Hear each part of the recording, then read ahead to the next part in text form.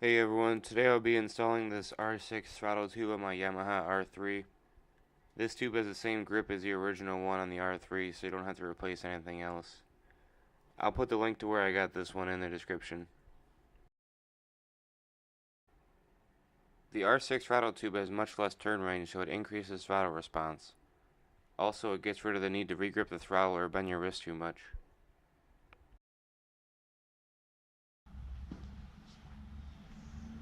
The bar end holds the throttle tube on.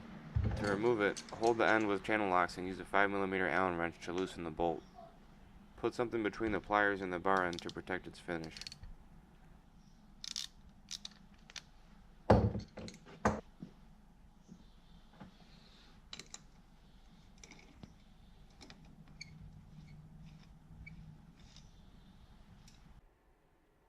Remove these 3 screws holding the housing onto the handlebars. Once the screws are out, we can pull off the cover and disconnect the cables from the throttle tube.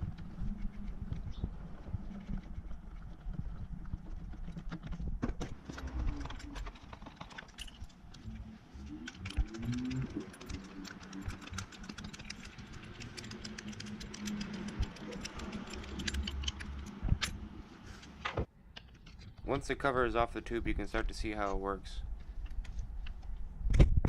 To remove the cable from the tube, twist the throttle open to get some slack on the front and hold the tube in this position. Use pliers to grab the cable and move it out of the channel, being very careful not to damage it.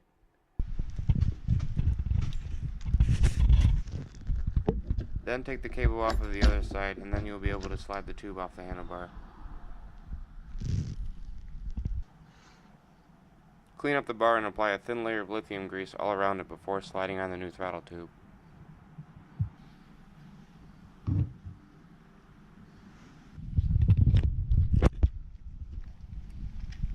To reassemble, start by attaching the cable that is closest to the front brake lever.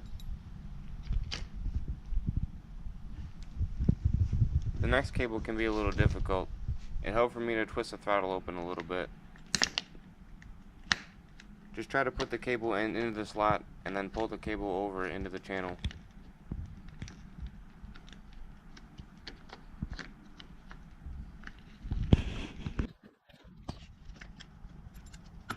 The on-off switch housing has a pin on the top of it that goes into a hole in the handlebars.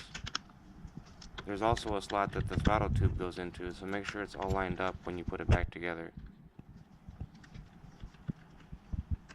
Get all the screws started before you tighten anything up.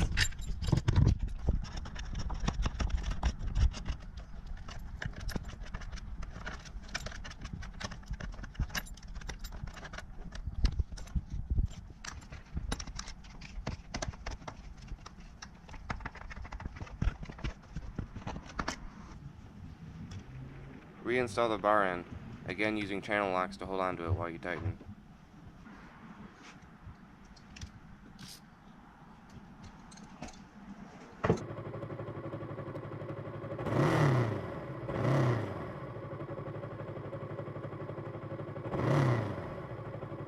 Now just adjust the throttle free plate and tighten everything up.